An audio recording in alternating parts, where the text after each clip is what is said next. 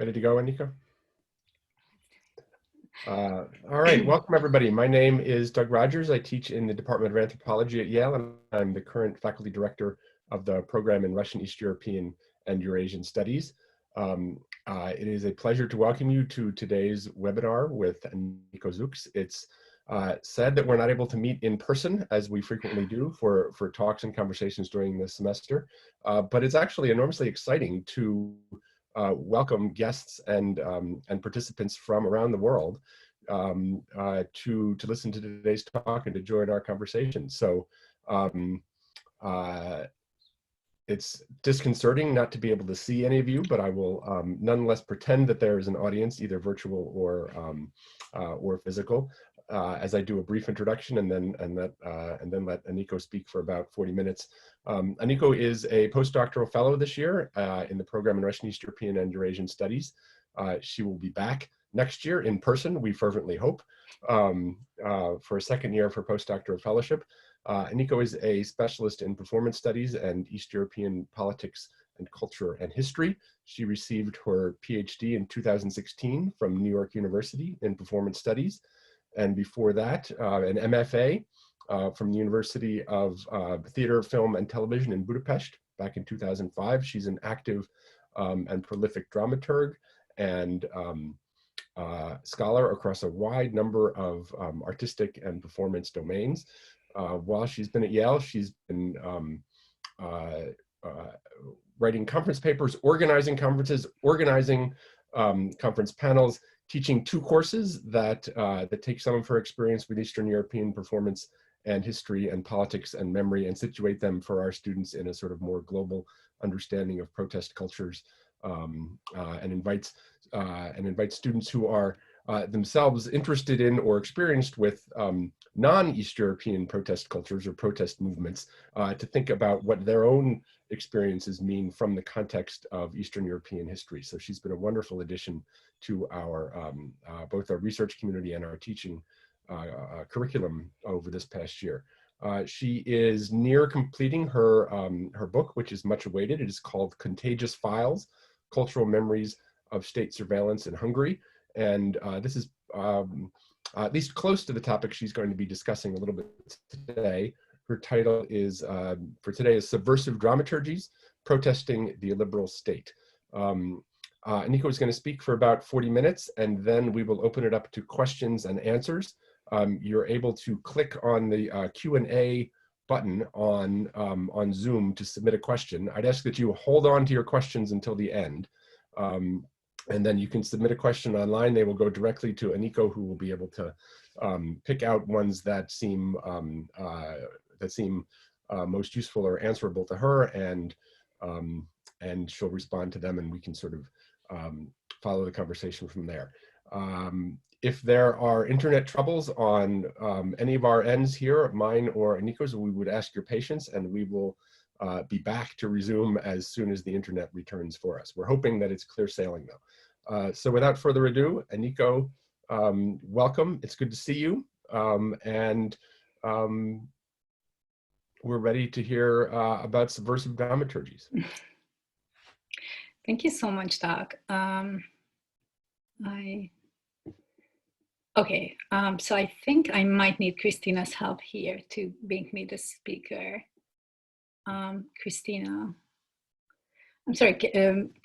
I'm not sure if I'm already on screen. So could either Christina or Kathleen confirm? Oh, wonderful. Okay, so I'll be able to share. Thank you so much, and I'm sorry for this mishap. We're trying to figure out the technology. It is a scary setup no matter what, because I have 2 screens in front of me. One is a PC, so let's just hope that the gods of technology will be with us. So thank you so much. You should be able to share your screen as a speaker view. Okay, so I cannot see myself, but I hope that all of you can see me, and I trust that either Kathleen or Christina will let me know if you cannot see me. So again, Doug, thank you for this wonderful introduction. Christina, Kathleen, thank you for allowing me to, or giving me this platform so that I can talk a little bit about my work. Today, I am presenting you an excerpt of a research I have recently embarked on, tentatively titled Subversive Dramaturgies, Protesting the Illiberal State. In this project, I am analyzing forms and expressions of political dissent in Central and Eastern Europe in 3 different settings. So there are 3 different settings. In the first section, my focus is on the political arena, and I'm looking at how politicians of the opposition stage protests in or outside of the governmental and judiciary institutions. In the second part, I am discussing the work of artists who offer explicit commentaries on the authoritarian state through their artworks. Third and last, I am looking at social movements that through mass demonstrations and grassroots organizing work envision an alternative mode of togetherness and collective existence. So for the talk today, I chose to focus on this third theme and narrow my attention to the 2 protest movements from the region, to 2 protest movements. One is the Hungarian Two-Tailed Party, and the other one is the North Macedonian Colorful Revolution. So while my talk today will be informed by performance studies, I will more look at these sites as through the lens of political theory as well as performance studies. While these 2 movements have had different roots and have organized differently during the past decade in terms of aesthetics, politics, and scale, they share enough similarities, I would argue, that could allow me to offer some general observations regarding demonstrations and protest performances. While many protest movements with global impact, such as the Occupy movement or the Arab Spring, have been sufficiently theorized by political and social scientists and performance studies scholars, the protest movements that have emerged in Central and Eastern Europe to fight the newly emerging illiberal regimes received little attention, I would argue. One of my objectives with this presentation is to examine how the recent and current theoretical frameworks on political movements and resistance, including concepts such as radical democracy or multitude or radical care, may allow us to better understand the distinctive power dynamics between neoliberal authoritarianism and political resistance in Central and Eastern Europe. And I want to take a moment here to acknowledge the problematics, of course, or just problematize the fact that I am generalizing here and I'm talking about the Central and Eastern European region before I will zoom in on 2 different countries, North Macedonia and Hungary. And of course, needless to say, these countries are very different when it comes to histories, when it comes to the current governments, and from many different perspectives, linguistically not to mention the least. But with that said, when I generally speak of illiberal democracies or authoritarian regimes of the region, so for now, I'm primarily thinking about Hungary since 2010, North Macedonia between 2009 and 2016, Mečiar's or Fico's governments in Slovakia between 1990 and 1998, and 2012 and 2018 respectively, and the most recent political governmental transformations in Poland and perhaps even Slovenia, I'm sad to say. There is a reason why I will argue that these countries are more susceptible to illiberal democracy, and I will explain this in a second. A quick word on the notion of illiberal democracy. My use of this concept builds on political scientist Farid Zakaria's theorization, who simply put defines illiberal democracy as a democratic regime without constitutional liberalism. Now this might come as a tautology, but in other words, there are elections, there is a more or less democratically elected government, which however dismisses aspects of individual liberties, such as the defense of the individual's right to life and property and freedom of religion and speech, along with the constitutionally established checks and balances. Because of the long histories of multiple, both fascist and communist dictatorial regimes, the countries of Central Eastern Europe are particularly receptive, and this is what I mean by my generalization, that they are susceptible or receptive for such illiberalization of the democratic institutions, with little resistance coming from the people. Macedonian political scientist Ilo Trajkovski terms this phenomenon as the legacy, what I would consider as this socialist legacy of statism, that paralyzes, and I quote here, any autonomous individual or group action, thus favoring the power of the state. Citizens are politically dispossessed and handicapped, argue further Bojana Cvejic and Anna Vujanovic in their book Public Sphere by Performance, And as a result, their political life, here I quote the two authors, is mostly reduced to voting, and so mechanisms of aligning oneself to particular concerns and for assembling in public spaces are lacking. End of quote. It is for this reason that the democratic institutions and checks and balances are so fragile and unreliable, in many of these countries, that a charismatic leader prone to authoritarian leadership can so effortlessly seize the power and swiftly, and we have just been witnessing how swiftly, how fast this can happen, cement a certain centralized authoritarian regime. Protest movements here, therefore, do not merely advocate resistance against certain political and societal issues. Their existence, movement relies on the formation of new, socially and politically engaged public sphere, which, as Szucs and Vujanovic point out, needs to start with the reclaim of the public space. So this is going to be one of my sort of main focuses. Again, a quote, in order to operate politically, the public sphere needs and hence seeks public space, they argue. The two movements I am about to discuss today have set out to reclaim public spaces and through their performative actions and demonstrations, tackle the crisis of the public sphere, which, again, in the words of Szucs and Vujanovic, is the crisis of representation in representative democracy. So in this paper, what I will do after all is I will argue that these performative interventions in the public spaces and the ones that either the Hungarian Two-Tailed Party or the Colorful Revolution have performed subvert the state-sanctioned or imposed ideological spatial appropriations. So they subvert the space, and through this act of subversion, they re-democratize the public space and they re-democratize the public sphere too. So they create this new kind of community. And through my analysis, I will try to problematize these contemporary concepts of democracy that I'm borrowing from critical theory and political science to see how relevant they might be, again, for our research in Central and Eastern Europe. So I will start with the Colorful Revolution, and in order to do so, I will share my screen. So as you can see, I hope you can see my presentation. I imagine you can. And I will actually start with this slide. Oh, sorry. Actually, let me see.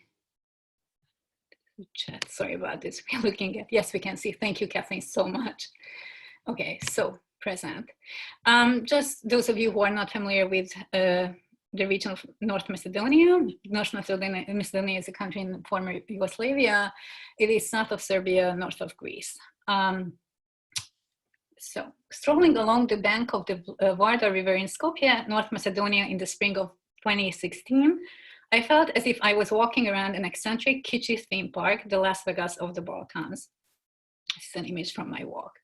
On the left, I passed by the newly renovated or built governmental buildings and national cultural institutions with shiny white Baroque and neoclassical facades.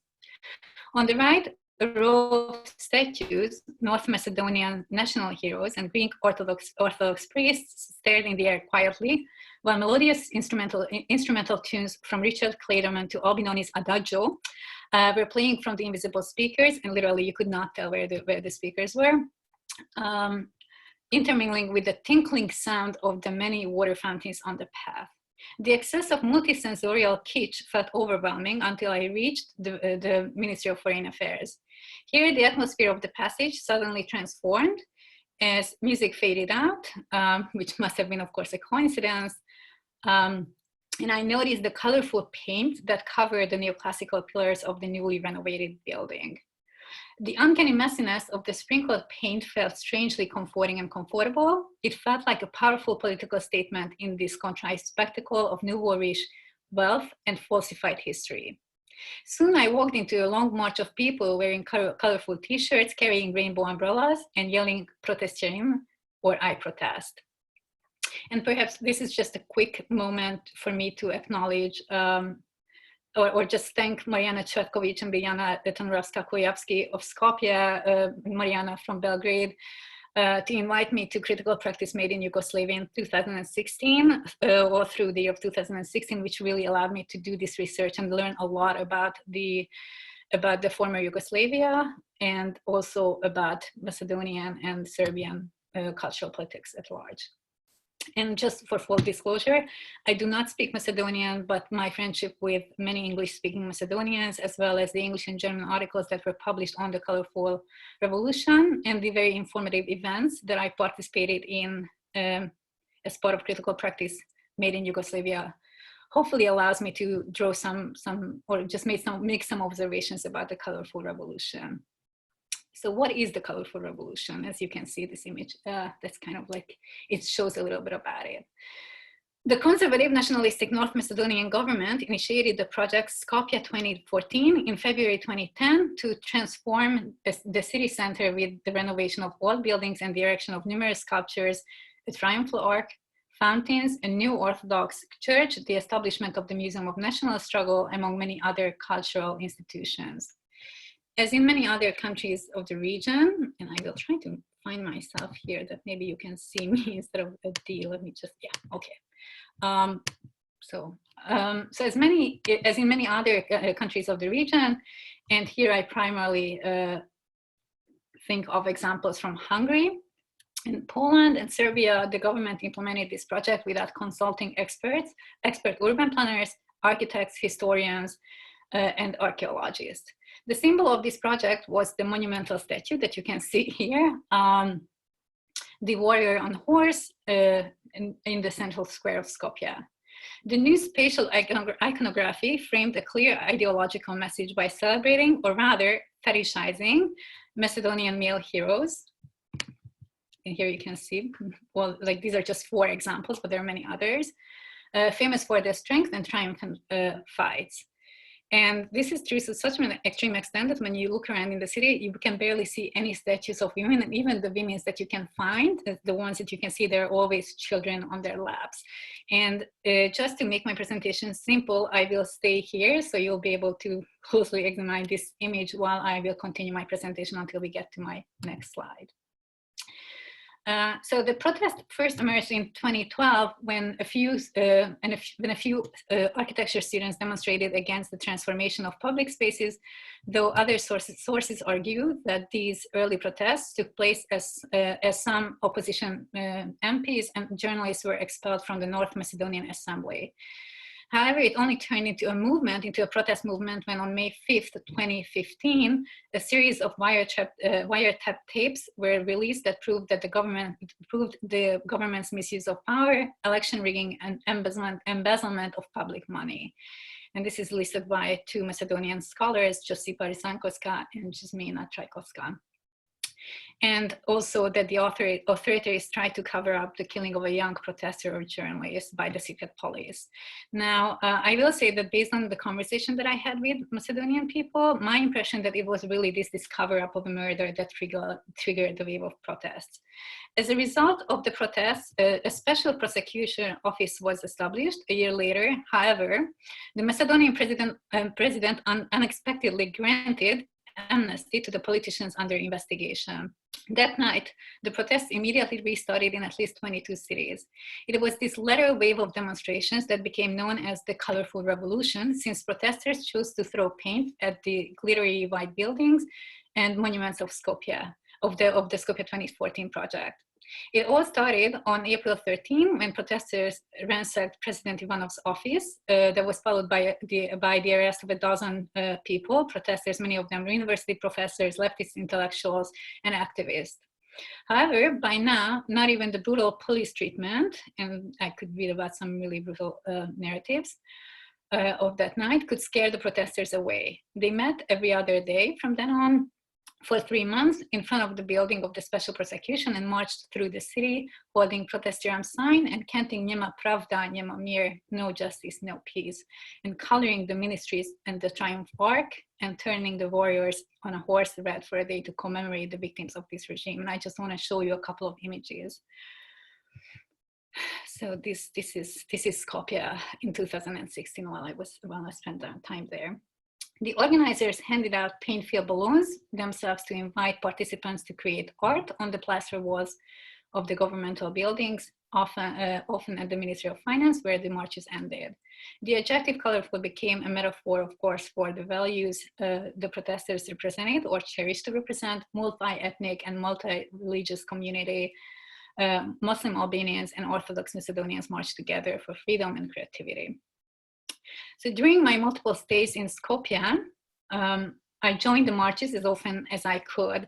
I will start with this image now. So again, you kind of get a sense of Skopje, and I just want to sort of quickly comment that this, if I understood correctly, was the building, the Ministry of Culture. So one thing that should immediately struck you, very similar to, I think, other countries in the region, is the undervaluation of culture in contrast or in comparison to the other beautifully renovated, extremely kitschy building. But this building stands for culture. So during my multiple stays in Skopje, I joined the marches as often as I could. Even though I participated in the demonstrations, my position was primarily that of an audience member or witness. I moved with the other bodies. I felt the powerful, effective experience of celebrating freedom, togetherness, and what seemed to be an unusual diversity. It was an impressive spectacle, but only the locals, the activists, and scholars can account for the transformative power of the movement. Testimonies, along with sociological and anthropological studies, suggest, and here I quote Rysanska and Trajkowska again, in spite of the colorful revolutionist collage of individual selves, the movement managed to build a cohesive collective identity easily acknowledged by the activists. So that's very important that they argue that what emerged from this movement is a cohesive collective identity. The testimonies of activist organizers, and here I do have a couple of quotes for my article, but for the sake of time, I'm not going to share them with you, capture the utopian diversity in togetherness, what Michael Hart and Antonio Negri would describe as, I quote, the multiple singularity, that they identify as the condition of the realization of real democracy. So that's this emphasis on what's real democracy. Hart and Negri established in Multitude, the sequel to their seminal work on empire, that the great revolutions of modernity were, quote, driven at base not only by the struggle against the misery and poverty, but also by a profound desire for democracy. The real democracy of the rule of all by all, based on relationships of equality and freedom. I want to underline the profound desires. It's a very effective mode in which there's this there's this advocacy for democracy. In their visionary work, they claim that this striving for democracy today too permeates the cycle of protests and demonstrations. And it is the multitude, so this concept that they introduce, a united platform, very important, it's united of plural and multiple active social subjects that is the condition of transformative social movement. These plural singularities of the multitude, they argue, must stand in contrast to the undifferentiated unity of people and stand behind a common interest that is reappropriated by singularities that cooperate in social and biopolitical production. So what they try to negotiate is that there's a unity on one hand, and there's also the emphasis on singularities, that it definitely is not a homogeneous unity.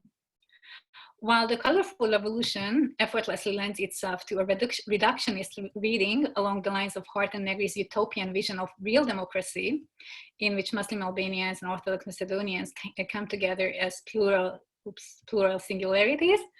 I'm sorry, I hope this is not my phone. This is what happens when we have technology all over. Let me. Okay. So I hope that's not me. Sorry about that. Okay. So going back to Negri and Hart, so while there is this coming together as plural singularities, there is a dialectic that we may locate here in the two political theorists' text, namely between the united platform and also the individuals that still are striving to hold on to their singularity, which presents itself in the movement too. The scholar's description of the movement, along with the daily performative protests on the colorfully sprinkled streets,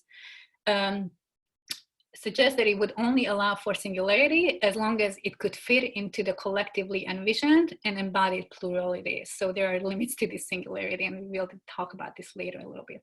In some ways, the colorful revolution allowed the participating people to act out their desire of real democracy, to embody. So there was this, to embody this new public sphere through the act of marching, they envisioned through their daily and weekly gatherings. And while the colorful sprinkles on the shiny white walls and the solemnous statues continued to provide a special aura in the background, the dramaturgical structure of the protest was defined eventually by repetition and endurance. Even though it is this repetition that set the performative forces of the gathering in motion and constructed the collective identity of the colorfuls, it also resulted in the homogenization of the colorful movement. It became a platform and a performance of consensus. And the emphasis on repetition is what we usually sort of the way we bring together performativity and repetition, that you can performative, or you can only become someone through these repeated acts of if you will, performance. So by walking there every day, by walking on the same track, by yelling the same slogans, there was a social transformation that was happening simultaneously. While in North Macedonia, however, I also witnessed a debate between a prominent North Macedonian intellectual, university professor, and leftist activist, Nebojša Vilić, and a young Cambridge-educated scholar and protester, Slavko Dimitrov, who harshly criticized the protest movement that for the past 2 weeks had been expressing its opposition to the government by marching peacefully and throwing colorful paint at the newly erected buildings and statues.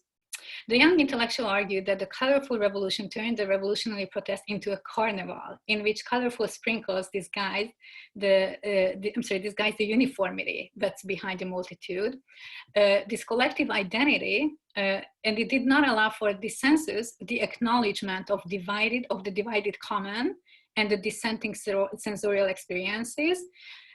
This is him quite convincingly using Jacques Rancière's theory on the aesthetics of politics to prove his point. So basically, even though there was this multitude, it just transformed into a very sort of like a homogeneous collectivity, if you will. Although that sounds a little communist. On June 8th, 2016, almost 2 months after the colorful revolution started, President Ivanov canceled the amnesty decree. And he also agreed to postpone the new election that originally was scheduled for June to ensure its lawfulness. So that was a big turn. Many believe that the president gave in as the result of the international pressure, and the colorful revolution had little to do with it. And I suspect scholar activist Slavko Dimitrov may have been one of them. While I share Dimitrov's skepticism of the carnivalesque, not so much along Rancière's criticism, but because the carnival, as we know from Bakhtin, is a form of licensed transgression. So it's something that is rehearsed, that happened every day. In a weird way, it was tolerated, evidently, even with the arrests. And as such, it will inevitably disappear after social order is resumed. In performance studies, though, we also pay attention to that which remains, the tangible and intangible traces that a shared, embodied, and effective performance leaves behind. Perhaps what remained after the colorful revolution, I would argue, is the sensible experience of freedom, which was quite new, I think, fearlessness, that's something that local scholars emphasize, and the faith that change is possible, no matter how transient that moment was. It hopefully left a lasting impression on the people socialized outside of any democratic systems with little understanding of freedom and political participation. For this lasting effect, the repetitive, in some way predictive dramaturgy and the metaphorical homogenization of colors and senses were perhaps inevitable. However, now I'm moving on to a protest movement that most often sets out to stage its subcultural performances as the unexpected interventions that forestall the possibility of repetition and change. So with that said, I'm going to talk about the Hungarian Two-Tailed Party. And I will start by introducing you to a lesser known performance. So what we're looking at is the statue of the true Hungarian woman watching a soccer game. And here I quote a speech that was given in her inauguration. I am honored to inaugurate Hungary's smallest public statue, the true Hungarian woman watching a soccer game, who is also a Hungarian mother, inevitably, for how else could she be a true woman? So this is the smallest statue, and this is how it looks like in its context. She is a little bit of all our mothers, she who lays her eyes on us from the grandstand. This monumentally tiny work of art speaks to the much suffered, a handful, but steadfast soccer players. She says, "Go Hungary, never give up." Because we, my friends, are building an enlightened dictatorship. We dream of a country where women can also attend soccer games if they have already done the dishes. They can root for the heroic sons, suppose the dinner is ready. We want a Hungary where women can also make their dreams come true, as long as they have given birth to at least 4 little Hungarians. These are the solemn words by Miska, the Hungarian cavalryman. You can see him in the background here, but we will have a better image here, which is his very inauguration. On the occasion of the inauguration of the country's smallest statue, so the true Hungarian woman watching the soccer game, which was organized by the Hungarian Two-Tailed Party. I'm sorry. Just one second. Miska, who was erected by a nationalist pro-governmental group to win the Guinness records for the world's largest cavalry statue, gave this talk at Pákoz, the village which was once a site of commemoration for the communist national holiday, the Day of Hungarian Military Forces. By May 20, and this is kind of their website. So this, like, he has his own website, and what I find hilarious, and the reason why I really wanted to show this to you is because you can see they advertise themselves and the Guinness World Records with the sort of like the iconic feminist movement, we can do it.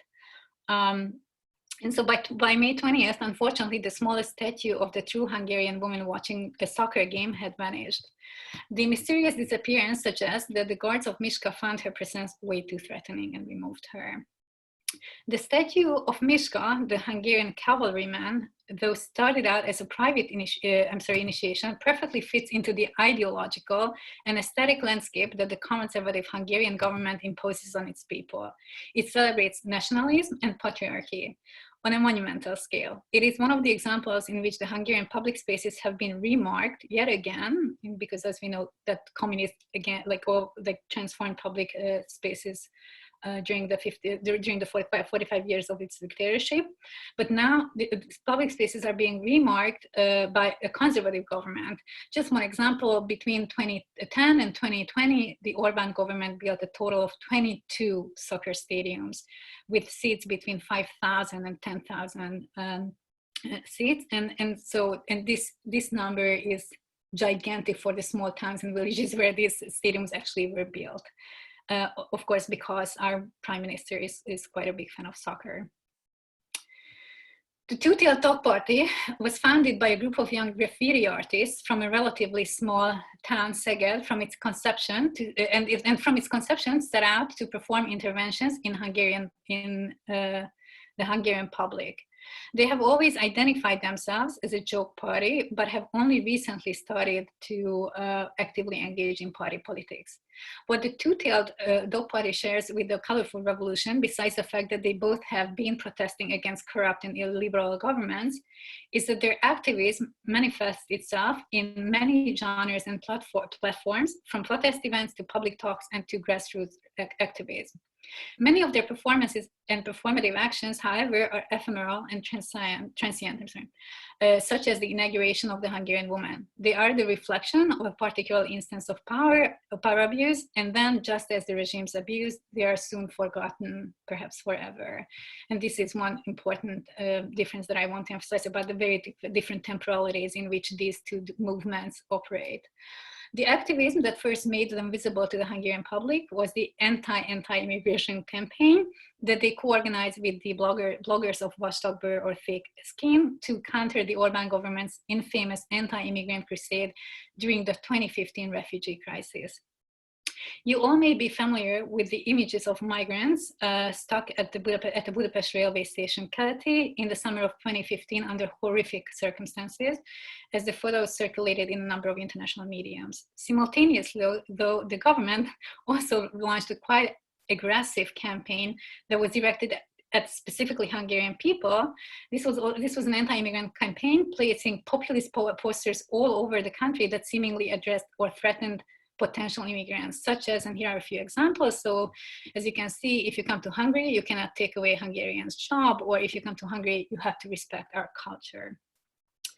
The Two-Tailed Dog Party and Watchdog Bear with Thick Skin, as a response, initiated a crowd-funded counter-poster campaign with messages including, sorry about our prime minister, or if you are the prime minister of Hungary, you have to honor our laws.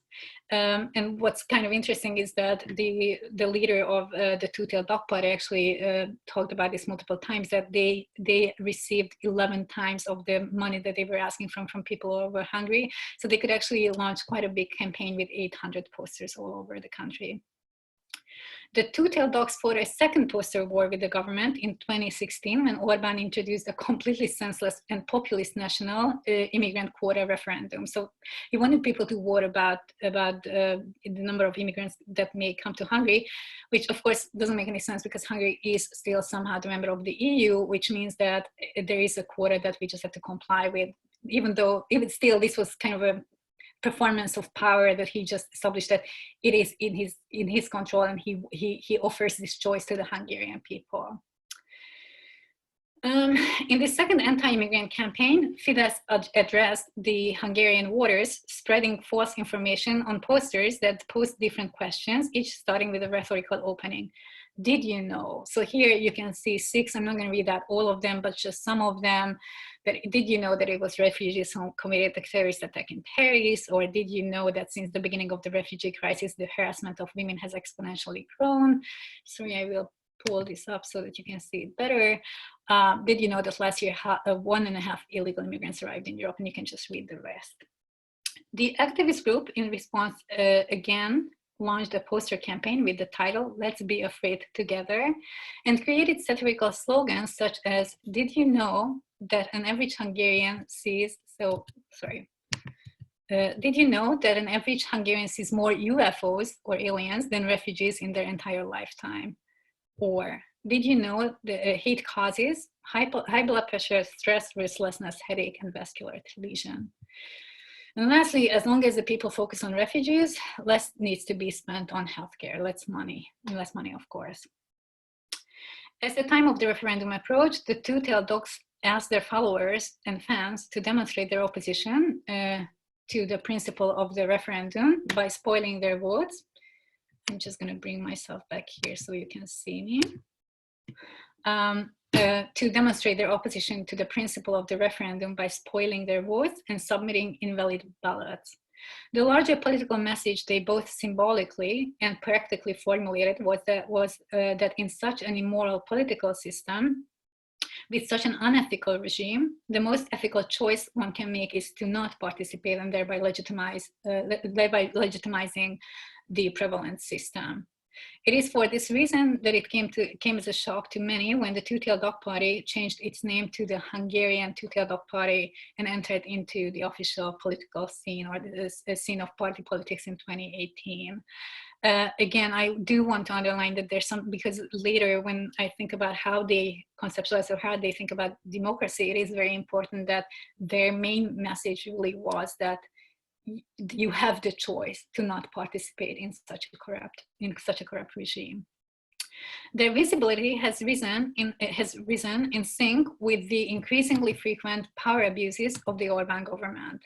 The more aggressively the regime imposed its nationalistic and xenophobic ideology on the people, the more spectacular, funnier the Two-Tailed Dogs' performative actions have become. The tactical use of humor in their activist work is not merely, quote, poke fun at grim authorities, as Larry Bogart, who writes at length, about tactical performances and joke parties, or to surprise people and stimulate reflection, a proposition of scholar Andrew Boyd. Instead, through their ironic performances, they invite an active participation. And here I quote Linda Hutchin and Mario J. Waldes, also performance studies scholars. They appeal to, quote, both the intellectual and the affective. So that's kind of interesting, as the movement itself wants to have an effect on people by by triggering both intellectual and affective experiences, experiences. In other words, in order to make irony work, one has to actively engage with it. It is not enough to merely take note of it. To laugh at it, to share the collective embodied experience, one needs to assume agency and make it happen. So there is a certain level of performativity here too. However, analyzing their spatial reclamation through the lens of active participation, the similarity, along with the differences between the spatial interventions of the Colorful Revolution and the Two-Tailed Dog Party reveal themselves, I'm sorry. While for the Two-Tailed Dog Party, the space is merely a theatrical setting, I would suggest, that lends itself for a shared experience of laughter. So often, and I'll show you some more images as they transform the environment. It is more as a setting than for the colorfuls. It is a performative space in which the collective identity emerges by somehow I want to say invading, but by making the space their own. So the people who participated in the Colorful Revolution and not only engaged with the space, but they made these spaces their own. So they were part of the intervention. While their cynical humor was much appreciated by their subcultural followers, the Two-Tailed Dog Party was never particularly successful in gaining political power or running real political campaigns, and they did try. In opposition to the Colorful Revolution, they never succeeded in mobilizing large groups of people or stage mass protest events, even though they tried multiple times, as I mentioned. Instead, the Two-Tailed Dogs have become a grassroots activist group advocating solidarity and working towards equality in Hungary. They have organized a number of events that support the poor and the homeless. I want to show you a couple of examples. So for instance, they give out food. This is an underground in Budapest. This is actually on a bridge between Slovakia and Hungary, where they also hand out food. You can see the sweaters, which is with the dog on the back. And they also plant trees and fix up all trees. That's one of their trademarks, that whenever they come across a street that needs to be fixed, then they lay these very colorful bricks, or just sort of very irregular bricks, if you will. And something that you can see that it's something that the police immediately is responding to. So they come and they occasionally make some arrests, but they definitely report it back to law enforcement. So these serious initiations, however, are always presented as jokes, even the ones that I'm showing to you. The absurd names, such as protest against expiration days. So there was a protest against expiration days, an action to collect food for the poor, along with the funny posters seemingly trivialized, but in reality underline the urgency of the causes they stand up for. In spite of the conservative xenophobic government's eagerness to repress any such efforts or expression of solidarity, care, and social justice. And so one other example that I just wanted to mention, because it really shows the extremity of the government now, is that for instance, being homeless in Hungary is illegal at the moment. So, and even those who care for these homeless people are penalized by law enforcement. And that's something that, again, the Two-Tailed Party, the Two-Tailed Dog Party does. Quote, in a political situation in which care is both exceptionally necessary and exceptionally underprovided, acts of care begin to look politically radical. And here I quote Harry Josephine Giles, who eloquently proposes that to care is to act against the grain of the social and economic orthodoxy. To advocate care is to advocate a kind of political rupture.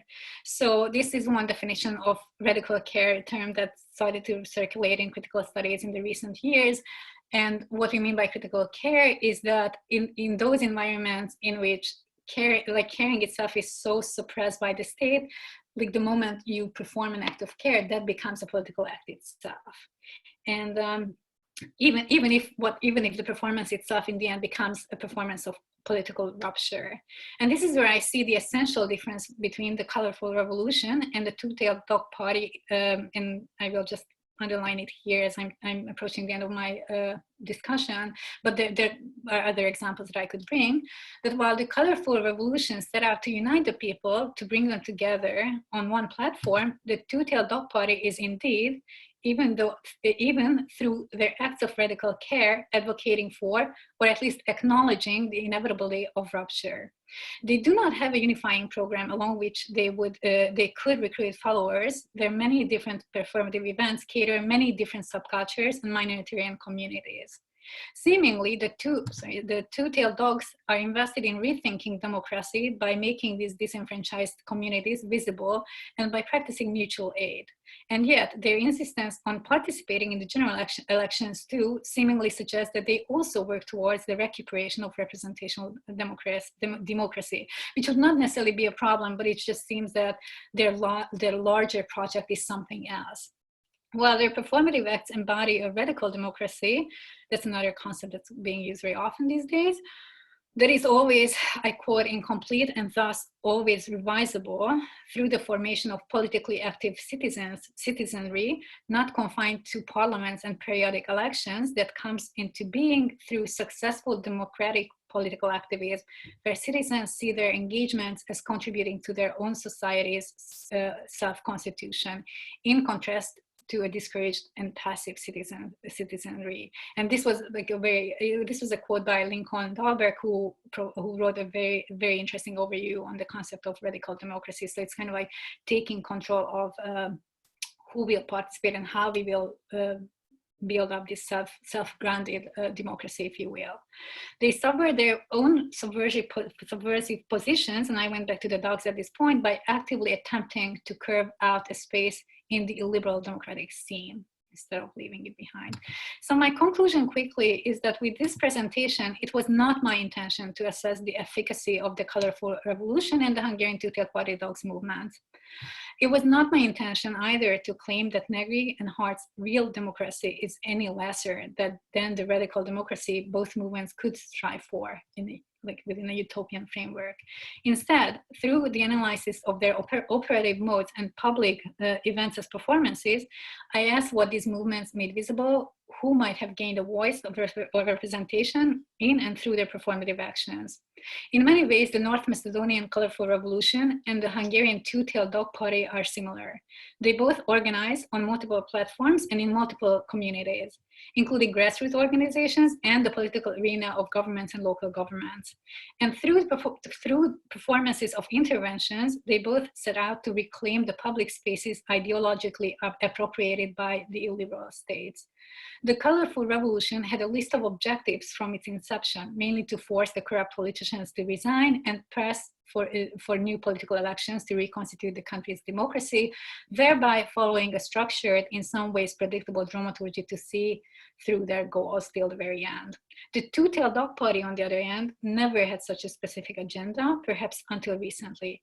Instead, through its almost intimate performances, larger poster campaigns, and acts of radical care, they critiqued and distorted ideologies of illiberal government and invited Hungarian citizens to re-envision their participation in the social and political by moving beyond the regressive statism that paralyzes any autonomous individual group or group action. And here I kind of referred back to where I started, which this status, this lack of engaging with the political that paralyzes the Central and Eastern European region. And in some ways, both of these movements managed to subvert or sort of, yes, mobilize action despite this status. So thank you so much for your attention. Aniko, thank you so much for a wonderful talk that encompassed so many different themes and possibilities and brought them all together in such a generative way. The virtual floor is open for questions. Let me remind you that we'll take questions through clicking on the Q&A button at the bottom of your Zoom screen. And those questions will then appear to Aniko, who can sort of manipulate the questions and see what's going on and pick some to answer.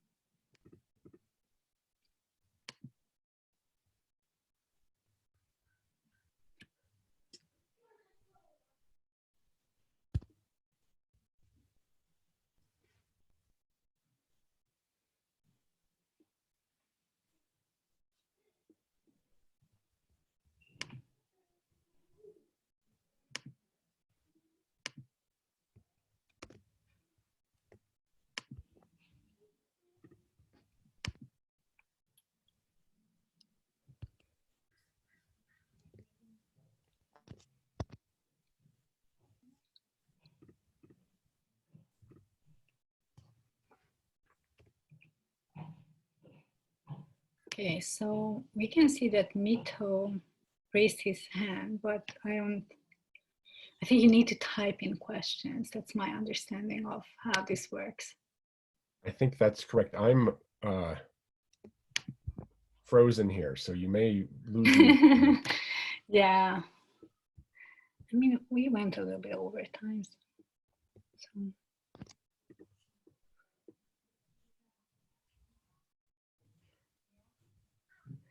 So I'm not sure if we can see any questions, and that might be because I can see that like my computer is also, but I'm, so unfortunately, if you have a question and I'm talking to Mito here, is probably, allow to talk. So I'm just gonna allow you to talk, whatever that means and whatever consequences we may have.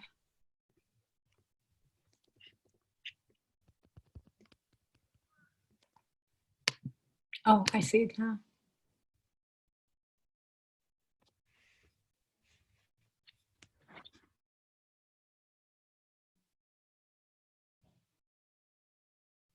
Okay, so the question that I received from Renata, thank you for this great presentation. I was sometimes thrown out from Zoom, so I'm sorry if you have covered these aspects. What kind of legislation judicial authorities can weaponize against these protesters, pictures of mosaic throwing of colors on state buildings? Well, I think in Hungary, the legal term would be like illegal interruption of public space. It's something along those lines. Now, this is just, it's more like a report. So it doesn't necessarily result in arrest, but it's definitely something that well, first of all, the police will dismiss the event, and then an arrest might follow, especially if it's a repeated event. And it really is about illegally violating public spaces. So that would be the framework. And you see, like in Macedonia, and I want to be careful what I will say about Macedonia is, so as far as the marches were concerned, when I was there and I participated in multiple marches, that's not when the throwing of the paints. Well, sometimes actually it did happen during that, and without the intervention of the police. But the major attacks on the walls or like against these buildings actually happened during the night, and it was kind of a guerrilla performance. Except for that first night at the president's building, when those people were arrested again for disrupting the order. Okay, so I hope this answers your question. So there's another question from Mito. So how do you explain that the Hungarian public does rather prefer Orbán? Oh gosh. Yeah, well, I think Orbán offers a very pleasing ideology. First of all, what you can see is that as that's something that that I think I kind of addressed through the anti-refugee campaign, was that what he represented all through those months is that he's protecting Hungarians from refugees, from the danger of the foreigner. Like, it's a very xenophobic message, and it's kind of a message that I think many Hungarians actually buy into. And even now, if you would look at some of the messages that are being, and the way Orbán presents himself as the protector of the country from COVID-19, he makes many people actually feel safe, and imposes an extremely appealing nationalistic ideology on the people. Elsewhere in the paper, I did not sort of speak about this at the moment, but or in this presentation, but I do address that there's something uncanny about the way in which he performs his protecting father, and that's something that the Hungarians and as well as Central and Eastern Europeans are very familiar with, because that's how the post-Stalinist communist leaders perform their authority, that they care for the people, that I'm here to care for you, I'm here to protect you from the enemy. The enemy is the imperialist West, and it is almost uncanny to the extreme extent to which he sort of like performs the same kind of patriarchal protector, if you will. I hope this answers your question. It's really weird to answer questions without, you know, actually seeing you, and you might have a follow-up question. I'm sorry, but I'm doing my best, of course. So Ian, thank you very much for this. I'm thinking of the colorful revolution, colorful baklava's done by Pussy Riot's members, and whether in the theorization of the multitude, that method, i.e. each member wearing a different color, in that way becoming multicolored as a group, rather than each wearing multiple colors, better escapes the homogenization. Is the effectiveness of these aesthetic interventions so easily reducible to the signification and distribution of colors? The multi-ethnic context in Macedonia does suggest some important differences, but I'm curious what you think about this.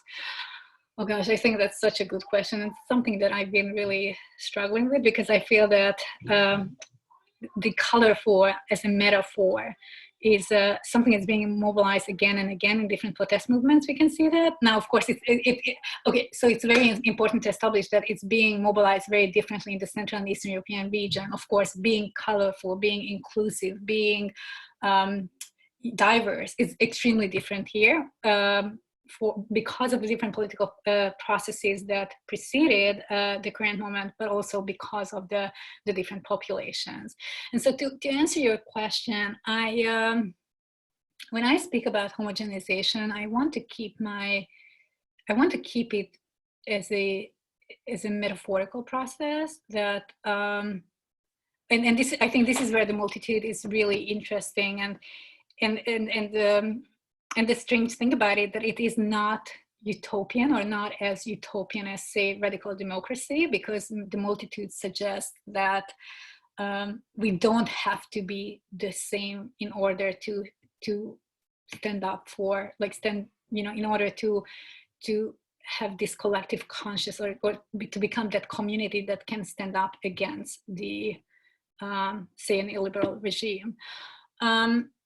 But then it was really interesting, and I particularly enjoyed that conversation between the the Macedonian scholars, Slavcho and his colleague, because I think that the question of agency is really important here. So who will say that we're all in this together? I think that's such an essential question. Like, who will say that oh, well, it's so great that we're all in this together, we're all equal here, and we're all different but similar. So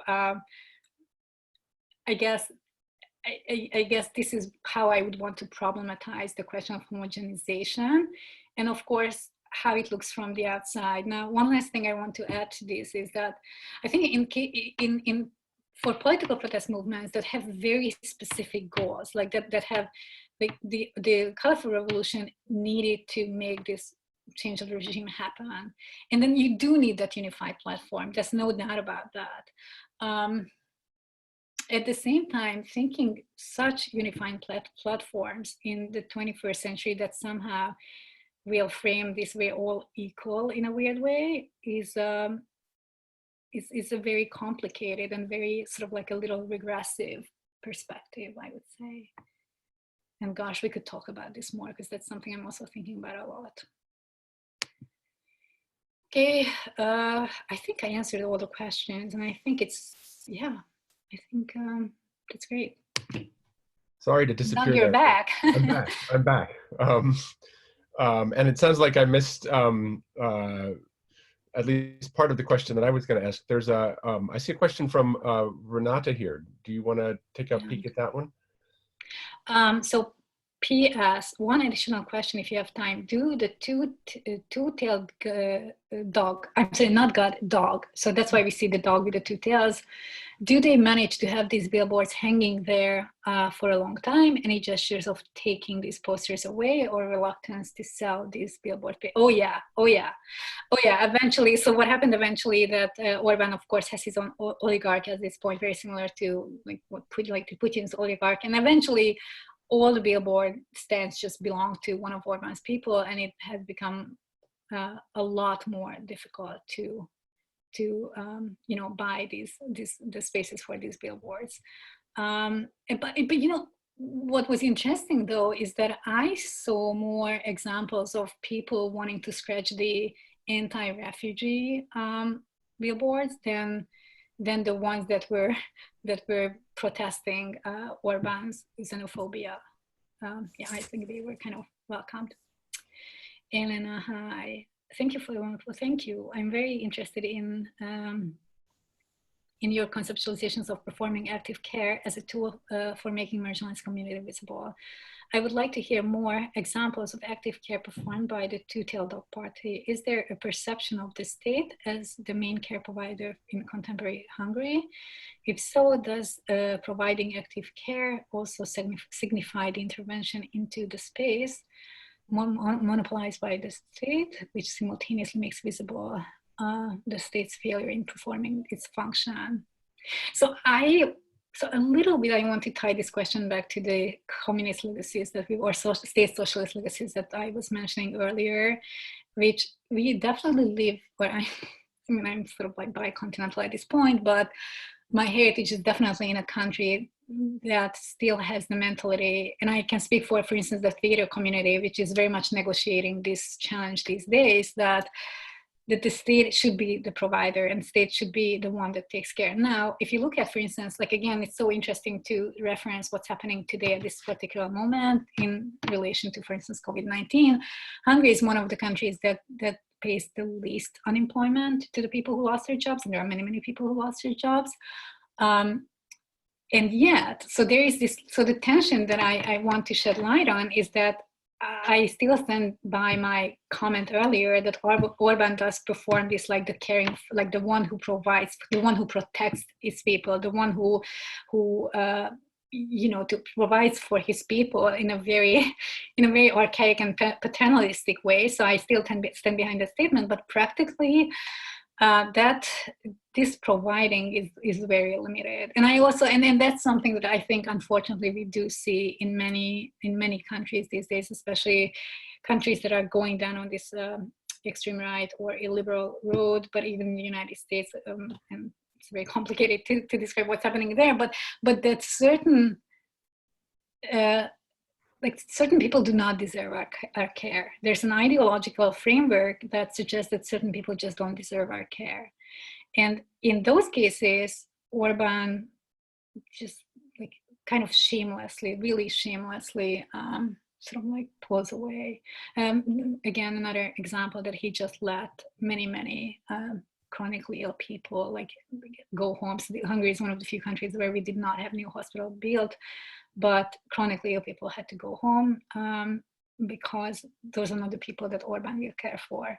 In this very performance, which is all about I'm here for you and every day I'm talking to you as the people to perform this, the paternalistic father of the nation in a weird way. Okay, well, I could go on, but I'll stop here. I'm sorry, I feel like it's time for me to stop. Doug. Can I ask, I may have missed, I missed a couple questions right at the beginning as my connection was reset, but I was curious about the different kinds of spaces that might be contested in Macedonia versus Hungary. The Macedonian space of some of these protests seemed to be the sort of cultural capital space that was highly state-focused cultural production, where there was a dramatic state cultural display or attempt to sort of control public space in a very state-centered way that met with a much more active position. I don't know the Hungarian situation at all, really, but I wondered whether there is that the case in Hungary, or is that not the case? And I wondered whether that was a factor in any of the differences, the different nature of state performance in some of these places. Oh gosh, that's a really interesting question, because I don't think that I addressed this enough, not only in this presentation today, but even in my analysis in my head. Well, as far as the colorful revolution is concerned, the answer is kind of easy because there was the transformation of the city, like this ideological marking, and of course, like throwing paint at the buildings is the most sort of like the most well, but also the most explicit way of protesting against that aesthetics and ideology. And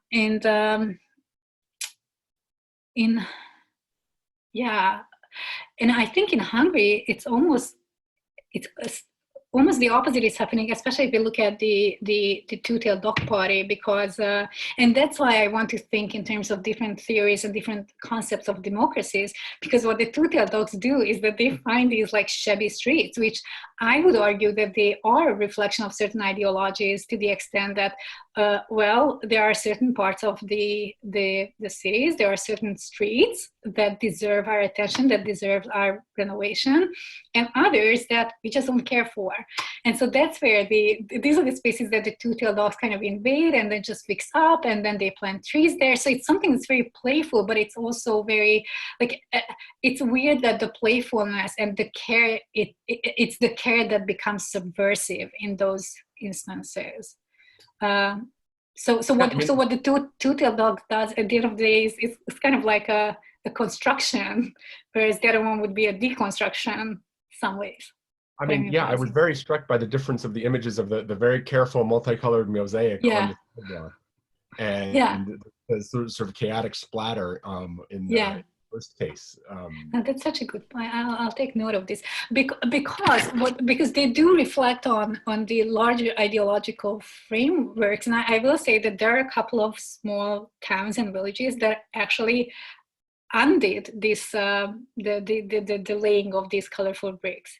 Like, it was something that again then the locals were actively protesting against, as if, and I would not necessarily read that they did that because they received it as a violation of their spaces. I would more think about it as it's just this like sort of almost visceral like hatred of those who are not, it goes back to almost like the pre-Kadar, and Kadar was the Hungarian leader of state during state socialism, is that those who are not with us are against us, and so you come here and you impose something on us, but you are not with us. But I think aesthetically I have to, because after all it's really the performance aspect that I have to sort of like devote more time and paragraphs on.